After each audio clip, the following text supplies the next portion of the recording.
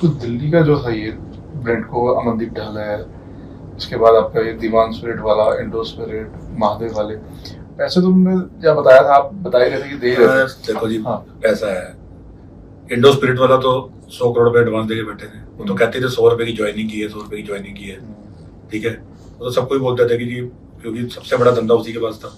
अब 100 रुपए की ज्वाइनिंग में भी एक ये भी ब्लैक और व्हाइट करने का धंधा है। भाई आप 100 रुपए आज किसी को एडवांस में दे दो, कैश आपके में, मेरे घर में कैश पड़ा, मैंने किसी को 100 रुपए एडवांस में दे दिया, अब वापस आने मेरे पास सारे व्हाइट में, ये तो कैश व्हाइट टू ब्लैक की कन्वर्जन भी होगी जिस जो कैश दे रहा है। क्योंकि अगर मेरे पास कैश पड़ा, मैंने आपको एडवांस दे दिया, अब आप मेरे को व्हाइट में वापस आता रहेगा, फिक्स धंधा, फिक्स मार्जिन दे दिया।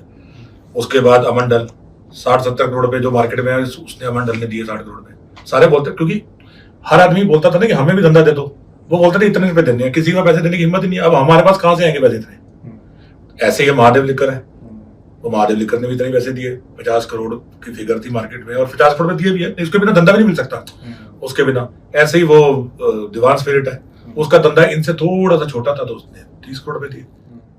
बस यही, ये मतलब, और इसके सिवाय ये तो सिर्फ, ये तो मतलब ऐसा है कि जिसके मैं आपको बता रहा हूँ ना कि अगर आप एक्साइज में जाके मतलब आंख बंद करके भी पत्थर मारोगे, उसको भी पता है, हर आदमी को पता है बात।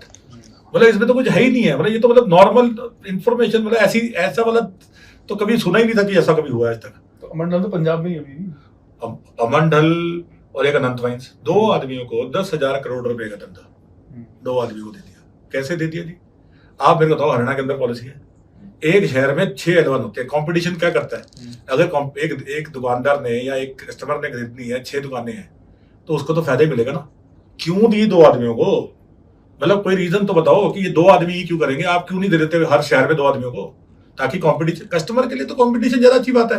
आप बोल रहे हो, लोग कहते हैं कंपटीशन क्रिएट करो, आप कह रहे हो रिस्ट्रिक्शन क्रिएट कर दो। ऐसी रिस्ट्रिक्शन क्रिएट कर दी, 2 आदमियों को सारा धंधा दे दिया।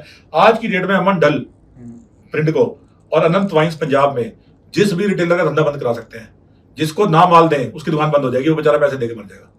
आप और अच्छा, आप इसमें मेरे से नहीं, पंजाब के किसी भी रिटेलर से जो बताने की हिम्मत करेगा उससे पूछ लो। वहां भी सेम मतलब जब हिसाब किताब सब कुछ सेम है, तो चेंज कैसे होगा? सब कुछ सेम है उसके अंदर। ये तो मतलब हर तरह के पैसे लेने जाते थे। एफआईआर में तो आपका भी नाम है वैसे।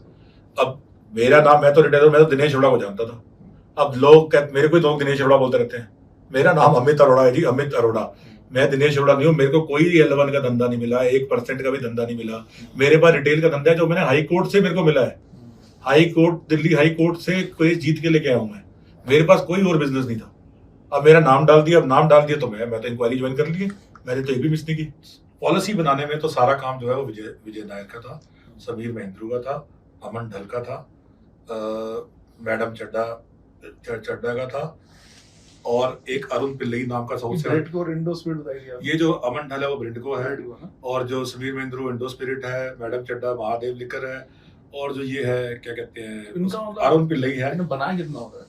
अरे आप पैसा तो मतलब मैं बता रहा हूँ, अगर कोई बंदा ड्रग्स भी बेचे तो भी इतने पैसे नहीं बना सकता। 10 करोड़ रुपए भी लगाए होंगे और 150 करोड़ रुपए कमाए हैं अभी तक। और ये सारा सिर्फ ये पैसा कमाने का तरीका नहीं था, ये एक और तरीका था। क्या किया, 100 करोड़ रुपए एडवांस दे दिए कैश में। इन्होंने 100 करोड़ रुपए अपने इलेक्शन में लगा दिए, कहीं भी हरियाणा पंजाब में इलेक्शन में लगा दिए, गोवा में लगा दिए। लेकिन अब जब वो पैसा वापस आ रहा है, पहली पॉलिसी है जिसके अंदर लिख दिया जी कि इस पैसे को आपको 12% देना ही पड़ेगा। नहीं तो क्या होता है, डिस्ट्रीब्यूटर और एक रिटेलर का, या डिस्ट्रीब्यूटर और एक कंपनी का रिलेशनशिप, वो दोनों आपस में डिसाइड करते हैं। अगर आप टीवी के डिस्ट्रीब्यूटर हैं तो कोई सरकार थोड़ी बताती है कि कितना पैसा डिसाइड होगा। ये तो इन्होंने डिसाइड कर दिया, 12% फिक्स कर दिया। अब एक आदमी 10 करोड़ रुपए लगाए और हर महीने 10 करोड़ रुपए कमाए। ऐसा धंधा तो मैंने तो आज तक जिंदगी में देखा नहीं और सोचा नहीं। और ऐसा मतलब पूरे, ये तो सिर्फ वो जो वैल्यूएशन होती है ना, पेटीएम बन गया जी, 100 पेटीएम ने खोला और हजारों करोड़ का बन गया, वही चीज चल रही थी। अगर ये चलता रहता तो ये हजारों करोड़ रुपए का फ्रॉड था। ये तो सरकार के बीच में पता चल गया। मतलब इतना ओपन फ्रॉड था कि एक्साइज के पीएन को भी पता था कि क्या हो रहा है।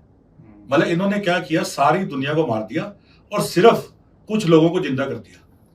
सारे रिटेलर्स पुराने मार दिए बेचारे, सारे लोगों को मार दिया। ये तो हाई लगी है जी इनको सरेआम, जो इन्होंने ये किया। अभी तो चर्चा भी चल रही थी ना, अब आप सोचो, वैसे भी नहीं, पहले एक बात सोचो, वो भी बताता हूँ मैं आपको। पहले एक बात सोचो, पहले 10 लाख रुपए का लाइसेंस था होलसेल का, इन्होंने 5 करोड़ का कर दिया पूरे हिंदुस्तान में। मैं भी आपको बता रहा हूँ, पूरे हिंदुस्तान में कहीं दिखा दो 5 करोड़ का लाइसेंस हो। क्यों कर दिया? ताकि छोटा प्लेयर एग्जिस्ट ही ना करे। 10-12 लोगों ने बेचारों ने L1 लिया, 4 छोड़ गए, 3 छोड़ गए। क्यों? क्योंकि छोटे प्लेयर को 5 करोड़ की फीस ही नहीं आ सकती कभी पूरी, क्योंकि बिजनेस तो 80% के चला गया। बाकी आदमी तो बेचारा फीस भी अपनी वो नहीं कर, ताकि धीरे धीरे क्या हो कि सारा बिजनेस इन चारों के पास आ जाए। बेसिकली प्लान तो यही था कि सारा बिजनेस इन चारों के पास है। पूरा दिल्ली का बिजनेस जो 15,000 करोड़ रुपए की टर्नओवर का बिजनेस है, वो सारा बिजनेस इन चारों के पास आ जाए। अल्टीमेटली तो यही प्लान था। गवर्नमेंट को वैट नहीं, गवर्नमेंट ने तो और इन्होंने क्या किया, क्योंकि इनको पैसे सिर्फ इनको किसी रिटेलर से पैसे नहीं मिल रहे थे, इनको पैसे मिल रहे थे होलसेल से। ये चाहते थे बहुत सारी होलसेल हो। बहुत सारी होलसेल कैसे होगी? जैसे बाकी स्टेट्स ना, हरियाणा में बाकी स्टेट्स में कोटा फिक्स हो जाता है कि आपने मैंने बिड की, फीस दी 200 करोड़ रुपए की, तो 200 करोड़ रुपए तक की एक्साइज का कोटा फिक्स है। उसके ऊपर अगर मैं दारू खरीदता हूँ तो मेरे को फिर से पूरी एक्साइज 165% की एक्साइज देनी पड़ती है।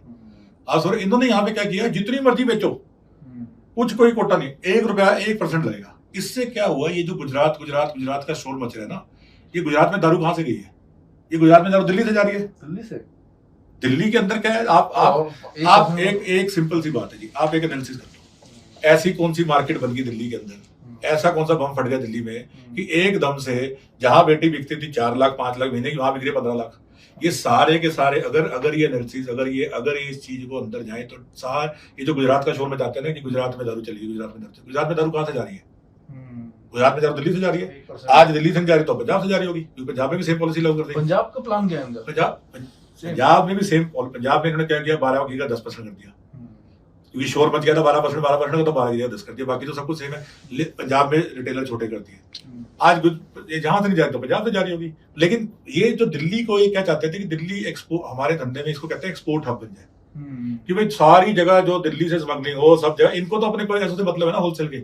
जगह कहीं से भी जाएगी तो इनको तो होलसेल के पैसे मिलेंगे 6%। ये जो 12% की ये थी कमीशन, उसमें 6% का था। ये सब इन्होंने ओबराय होटल में बैठ के, लोधी होटल में बैठ के, ये जो मैंने आपको नाम बताया, अरुण पिल्लई, समीर महेंद्रू, अमंडल, ये मैडम चड्डा, ये सब ने बैठ के इन्होंने पॉलिसी बनाई। ये सब ने बैठ के पॉलिसियां बनाई और उसके बाद इन्होंने 6% का गेम खेला और सबको मार दिया।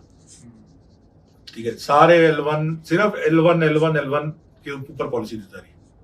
सिसोदिया तो इसमें बहुत बनाया हुआ सरकार ने, इनकी पार्टी। अब देखो जी, अब सिंपल सी बात है, ये कम से कम नहीं तो 3-4 हजार करोड़ की तो ये होलसेल पे प्राइस पे कर गए। उसके अंदर मरे भी 300-400-500 करोड़ पे तो बना ही लिया होगा। बाकी तो अब उसके सिवाय क्या किया भाई, इतना तो सबको, इतना तो मतलब कॉमन सेंस की बात है, इसमें तो कुछ है ही नहीं है।